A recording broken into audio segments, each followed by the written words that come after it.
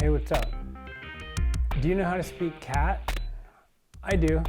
I mean, it's not that I'm 100% fluent in the language of cats, but I've spent enough time around them that I think I understand a thing or two of what they are attempting to communicate.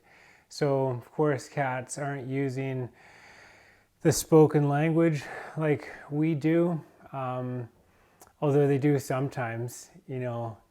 I know sometimes the kitties, they will try to belt something out when they're like really trying to communicate something to you. But in general, because the language isn't spoken, it is transmitted through behavior. They let you know via actions when they need something. And so the thing that's important to know is that they do have needs. Like, say cats need a scratch post, then it really helps them to have this thing in their house, or else they will scratch at your furniture, or they will also scratch at your furniture just to get your attention for some reason. Sometimes you might think that all of their needs are met, and you're wrong. They require clean water, fresh water. They like it. They know it's available. And so it's like, if, some cats are just like humans, some cats are pickier than others. And if you don't provide that, they'll let you know. Food as well. Some cats are like there's a lot of different kinds of cats. Some cats don't like to be picked up.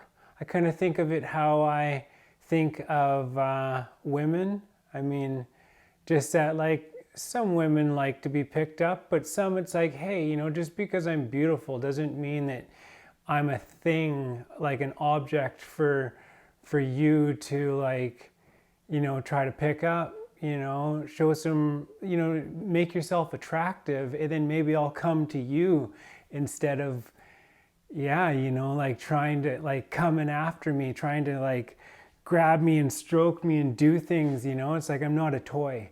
So, different cats, different folks, different strokes. There's a thing with food. I would never suggest trying to control their feeding. If you purchase the proper food, they self-regulate. It's just like human beings. If you eat what your body is designed to consume, you don't need to be concerned about anything about protein and carbohydrates and minerals and macros and all this kind of stuff.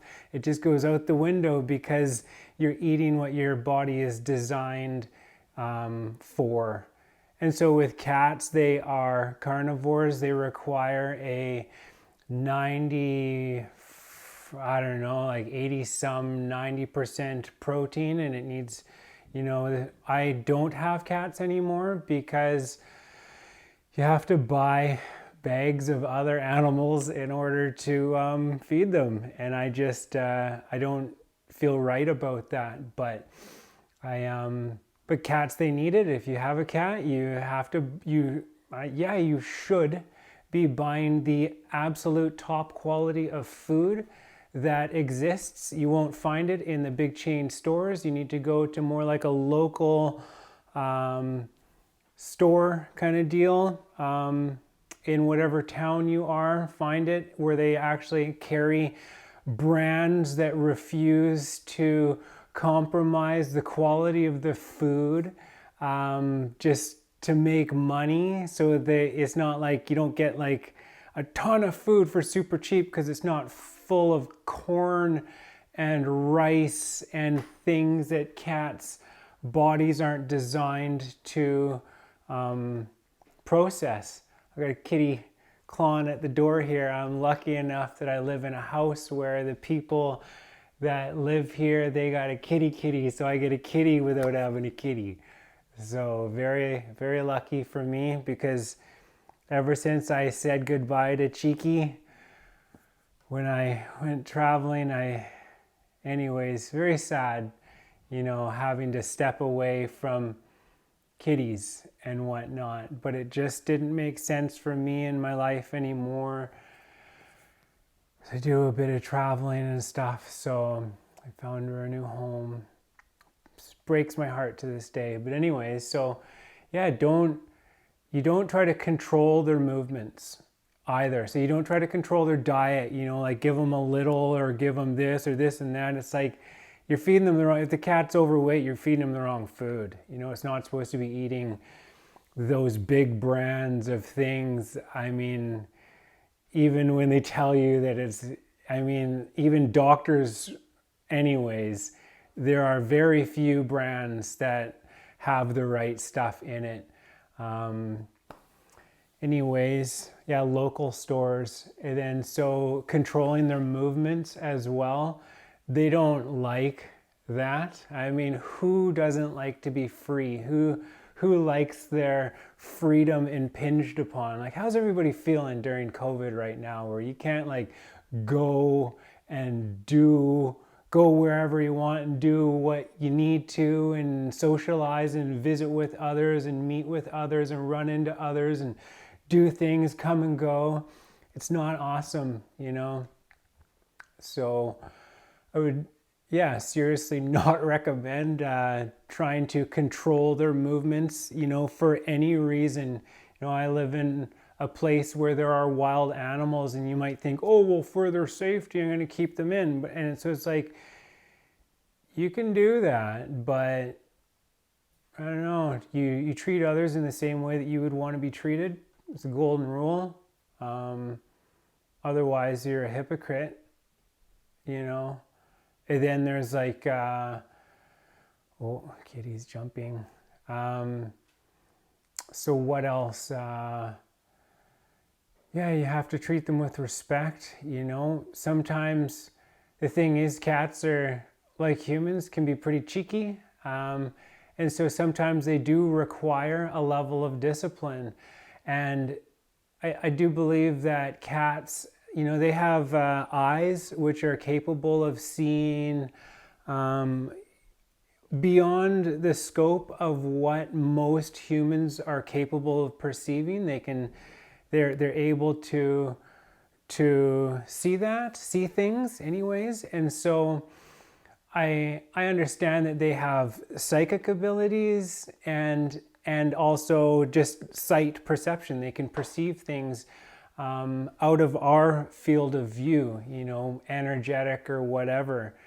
And so like they can tell if you don't respect them. They can tell if you don't, if you think poorly about them, if you think that, oh, it's stupid, right, kind of deal. I mean, and how would you react if you could perceive that somebody felt that way about you?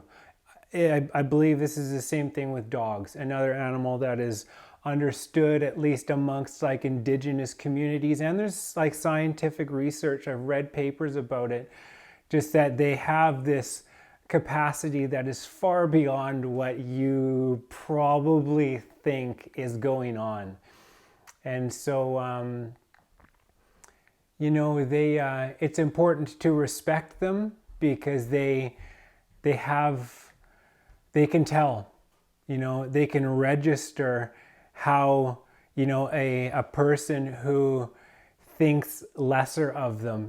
For me, a cat is an equal. It is not it's not this thing. It's not an object for me to pour my loneliness onto, or it's not something to entertain me. It is, if you have a cat, you are a caretaker, it is a friend, they require attention, they require love, a brushing, the right food and water, and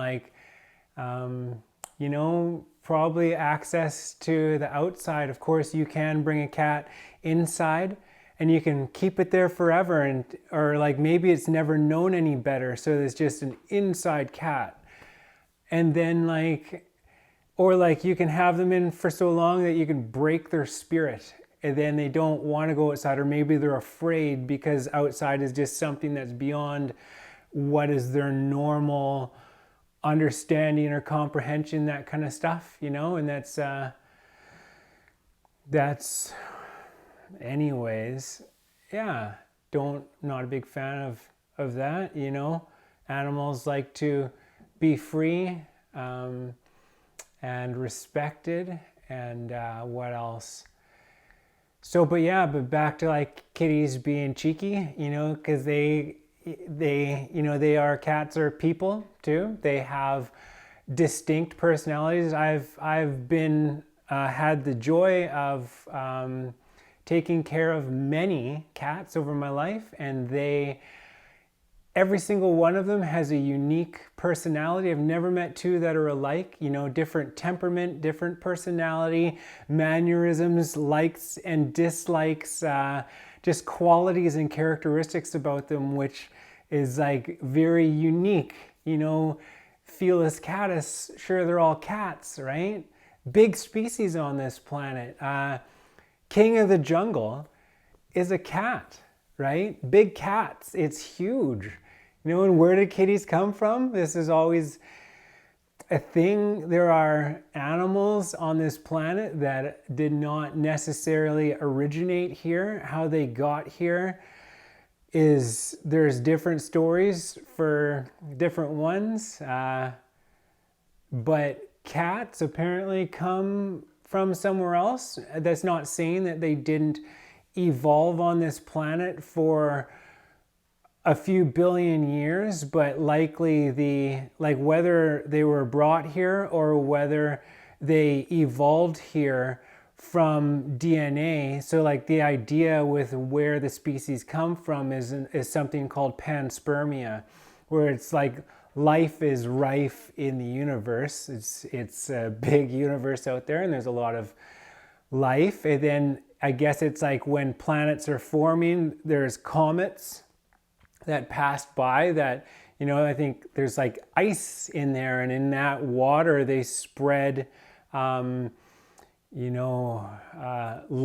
life, organisms and whatnot, cells and biological life.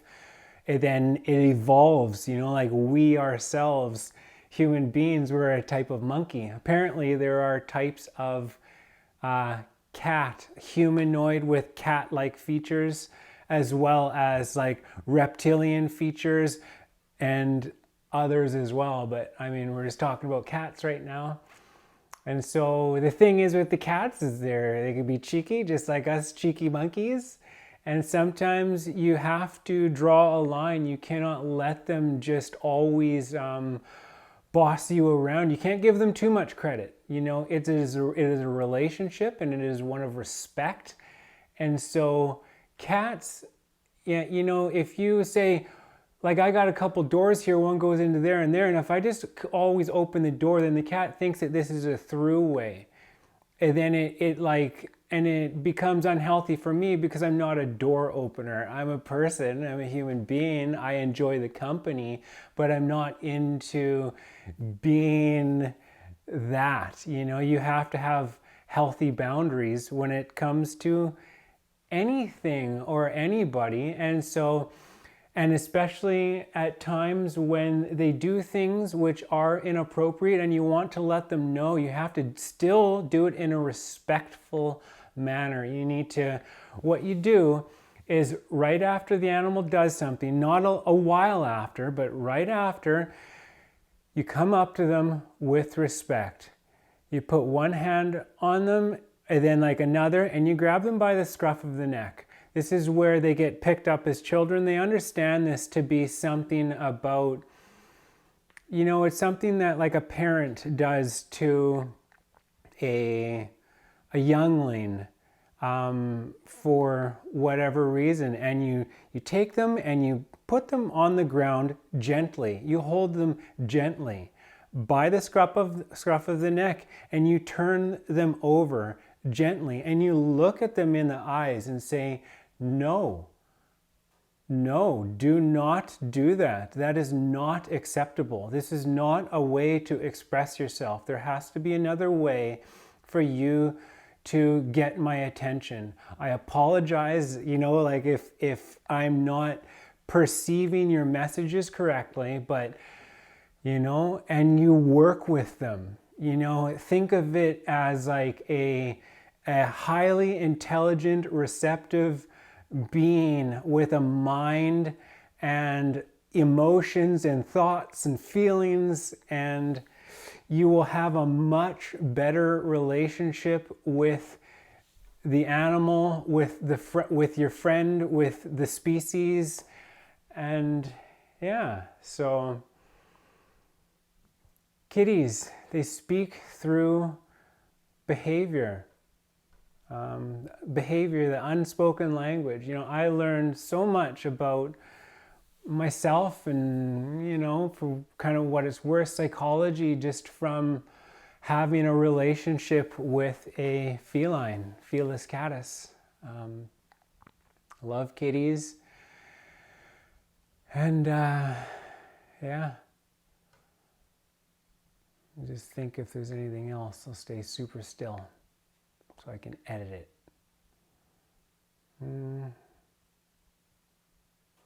Kitties, they like to be brushed. They like to be pet. They like to be respected. Kitties like yeah.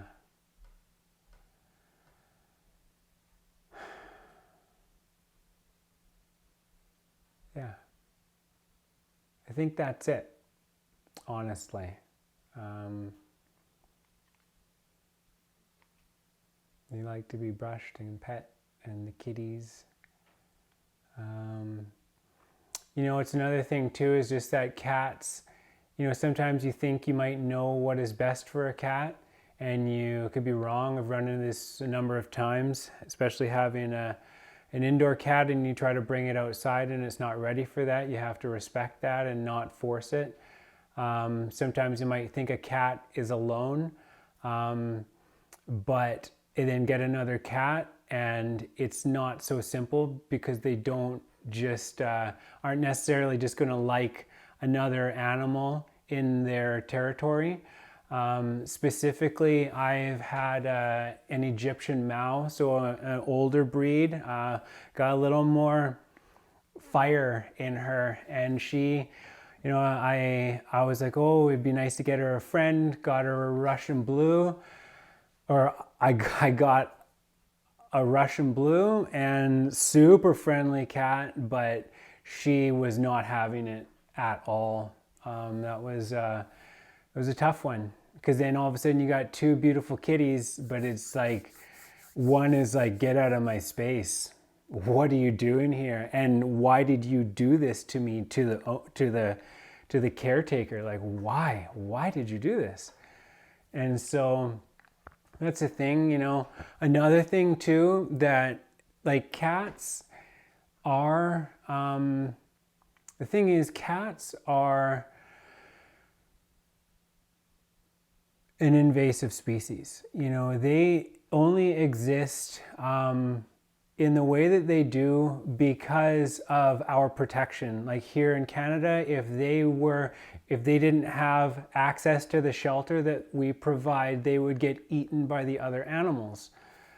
And like our cats are responsible for over 1 million bird deaths in North America alone per year. This is an estimation. Cats. So it's a huge responsibility if you have a cat, hey kitty, come here, come on. Yeah, if you have a cat, then it's it's important that you recognize the impact that it has and try to curb the bird hunting. It's like, that's a lot of dead birds. Here, look at this kitty here. There's the kitty's kitty. Yeah, the kitty. Who's the kitty? I respect you. I'll let you out. I know you want out, but I'm making a video.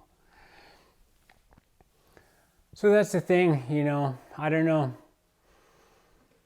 It's, they're hunters, and they are,